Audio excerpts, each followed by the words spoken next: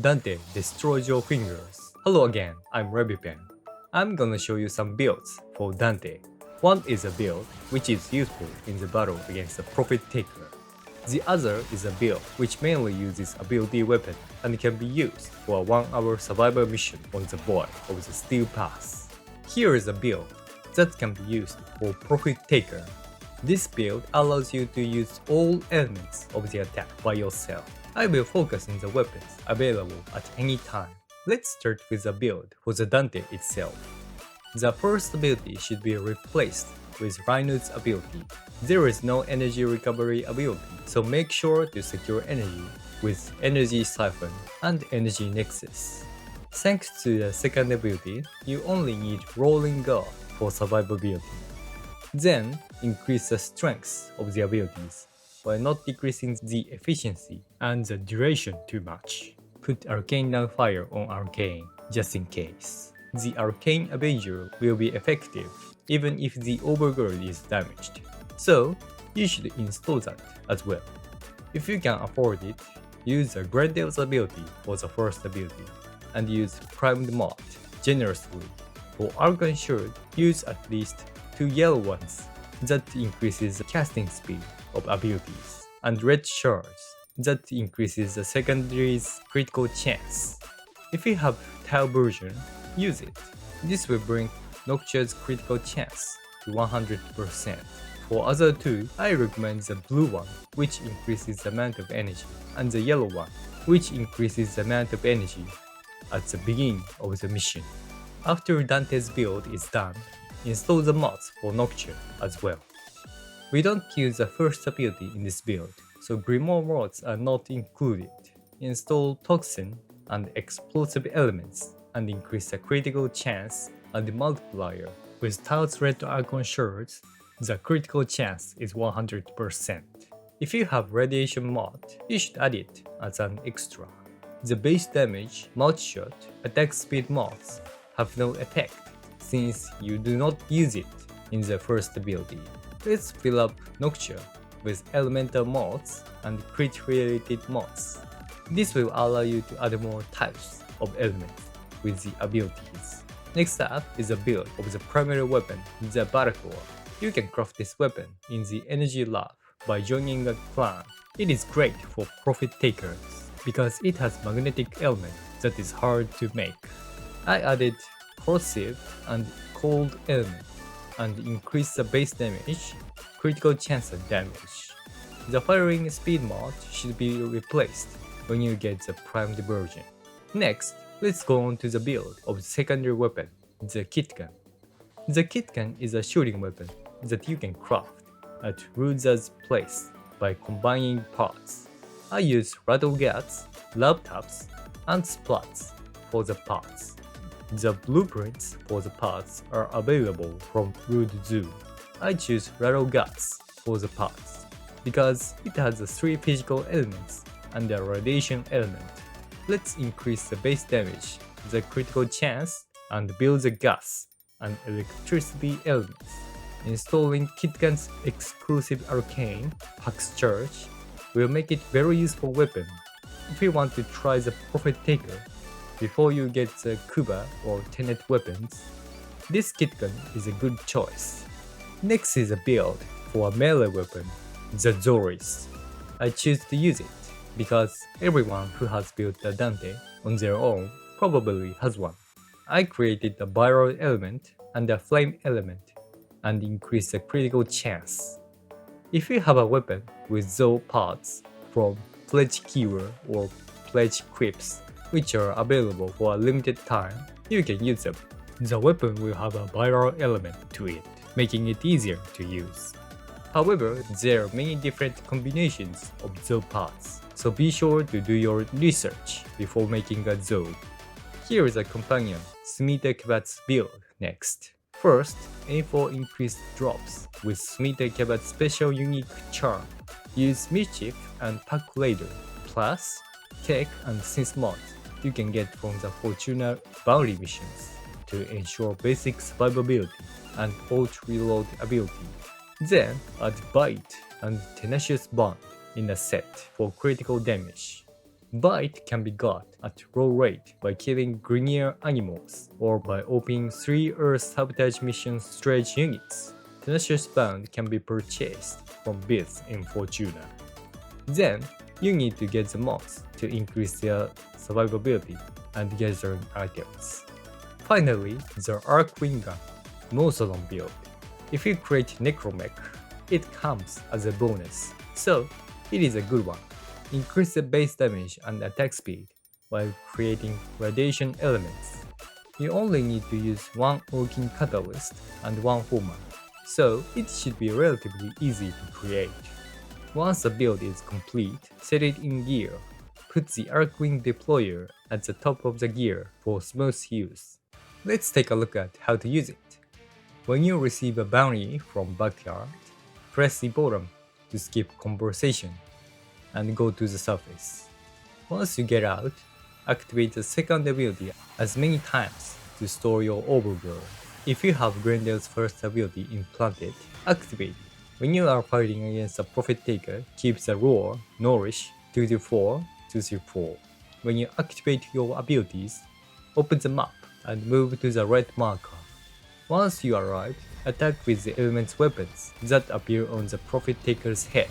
Do not use the Arcwing Gun yet. The first one is marked Corrosive, so attack with Battacore with Corrosive in it. Which element is on is random each time. This time, you can attack with all the elements, but if not, you can change the element with the operator's B. After some damage is done, the element will change.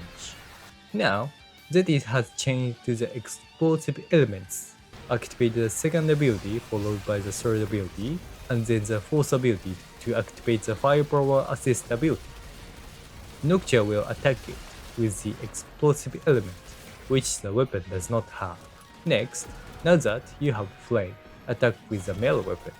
Attack the Profit Taker with the 2-3-4 firepower assistance abilities while switching weapons according to the element displayed on its head, like this. If the overgird is destroyed, use the sequence of the second ability and the fourth ability to survive. Attacking the Profit Taker is the first priority, but the more enemies you have around you in this battle, the more difficult it will be. When a beacon that increases the number of enemies appears, the icon will flash, so do not miss it and smash it. If you remember the combination of weapon elements introduced here, you will be able to peel off the Profit Taker's shield smoothly. First, when you see the corrosive, magnetic, and cold elements, attack with the primary Battacore.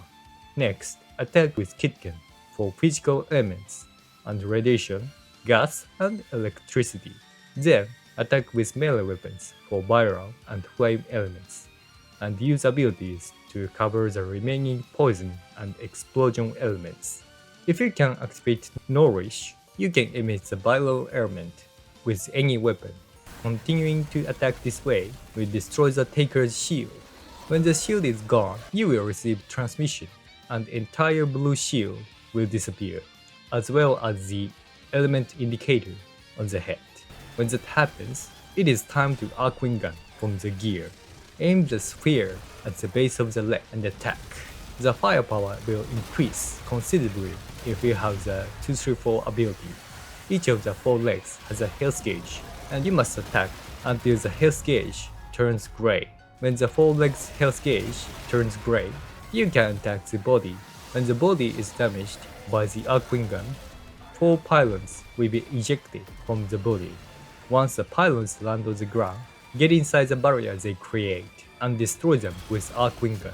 Once the pylons are destroyed, attack the root of the 4 legs again with Arcwing Gun. After you have done damage to 4 legs and the health gauge turns grey, attack the main body. Then the blue shield will be restored. So attack it again with the normal weapon. After the shield is reduced by the weapon attack, attack with the Arcwing Gun in the same way as before. Damage the 4 legs and then the body, and pylons will appear in the same way. This time, the number of pylons is increased to 6, but the way of destroying them is the same. After destroying the pylons, you have only 5 minutes. Attack them with your weapon and remove the shield. switch weapons, remove the shield, and attack with the Archwinger to defeat the Prophet Taker. A few moments after the defeat is complete, a droid will come out from the back of the Prophet Taker. Once you pick it up, use the Archwing or map to leave the area and return to Fortuna. Next is a build that uses Noctua as the main weapon on the Steel Pass. The primary will be Proboscis Cernos to aiding its abilities, but you can use your own secondary and melee weapons of your choice. Now let's look at the build of Dante itself. The aura mod should be growing power to increase the ability's strength. Also, use Power Drift, Blind Rage, Ogre Secrets, and Mode Augmented from Zariman to increase the strength of his abilities. Then, use Fleeting Expertise and Constitution to increase the reduced value. Arcane Velocity will increase the firing speed of Noctua, so if you use Noctua as an ability weapon, use it. And Archon Vitality allows you to double the damage of Noctua's fire-based status effects. For the Archon shirts, add 2 yellow ones to increase the casting speed of abilities, and 2 green ones to increase the stacks of corrosive. Also, add an orange shirt that will increase your secondary's critical chance when you kill enemies with flame status effects. This will gradually increase Noctua's critical chance to 100%. Moving on, let's look at Noctua's build. The Grimoire mod is Zeta Invocation, which restores energy when secondary fire are hit by enemies. The elements will be matched to the Archon shirt inserted into Dante. Create a corrosive element with poison and electricity and add fire. Now, you can soften the enemy with the corrosive element and gradually increase Noctua's critical chance with the flame status effects. Therefore, you can use a critical chance mod that does not reduce the rate of fire. The remaining slots should be filled with the galvanized mod, which are available through arbitration missions. If you put in a mouth shot, the gauge will be easier to fill, and the attack power will increase. Galvanized shot increases the rate of status effects and increases the firepower, so it should be included. Next, let's see the build of the Proboscis Cernos. To craft it, you must first make a Cernos. Then, use a Cernos as material to make a Mutalist Cernos. Then, use a Mutalist Cernos as a material to make this weapon. Although it takes time to make, this weapon, when fully charged, will generate tentacles that will gather enemies, an ability that the Dante does not have. Let's take a look at the build. The firing speed was increased with Speed Trigger and Shred, and the gas and cold elements were created with these mods. Since the weapon has a viral element, we have 3 types of elements: viral, cold, and gas. This weapon's ammo is extremely low, so be sure to include Vigilante supplies, which can be obtained from the status bounty missions. Then, increase the status chance with galvanized aptitude. In addition to this, add useful functions with the remaining 2 mods and arcane. Cause the slash status effect with internal bleeding and spread the status effect with shivering contagion. Then, aim to restore energy with primary accelerate, which can be get at the Steel Pass circuit. Finally, let's look at the Panzer Vulpaphyla build. Be sure to include the 2 unique mods that can be get from Sun in Necrorisk at Deimos. Without them, Panzer Vulpaphyla will not be able to perform to its strengths. Then, as with Smeeta Kavat, use Bite and Tenacious Bound to increase the critical damage. Tenacious Bound is available from Biz in Fortuna. Then, add Bond Mod to add various abilities. First, increase the attack element with Momentous Bound, which you can get from Biz in Fortuna, and get Vicious Bound and Contiguous Bound from Sun in Necrolisk. Then, they can make it easier to spread status effects and lower the enemy's armor value. Then, install the Essential Fetch and the appropriate elemental mods in the extra slots. In this case, I used coal and electricity to create a magnetic element. It is a good idea to create elements other than corrosive, flame, viral, coal, and gas as much as possible. Now, let's actually go to the boy survival mission on the Steel Pass. When the mission starts, use the 224 ability to generate overgrowth. Once you find a place where enemies tend to concentrate, use the fully charged fire of your primary weapon to gather them. A place with small room looks good. Once the enemies are gathered, summon Noctua with the first ability and shoot the secondary fire bottom. Then Noctua's attack speed will increase thanks to Arcane. So, hold down the fire bottom and attack. When you have more energy to spare, activate various self-enhancements and debuff on enemies in the small room. When you run out of enemies, use the weapon switch button to switch to your primary. Then, charge it and send out tentacles to gather enemies. When you run out of gauges, approach the enemy and automatically pick up the capsule. If acolytes appear, keep as much distance as possible and use Noctua to defeat them. Once they come closer or Noctua is disabled, use a melee weapon to defeat them. Summon Noctua and attack with shooting. When you gather the enemy with your primary weapon, hit them with Noctua's secondary fire. Maintain 224, 234, 324 abilities. When renewing abilities, do it in a small room. If an acolyte approaches you, take them down with a melee weapon. Intercept them in a place where enemies are likely to gather. If you take care of these 6 things, you will be able to fight for an hour with Void Survival on the Steel Pass. This is an overview of Dante's build. Thank you very much for watching. This time, I tried to build something that only Dante can do, or something that fills in Dante's weak points. The next build video will be simpler. If you want more, please subscribe to my channel. See you next time. Bye.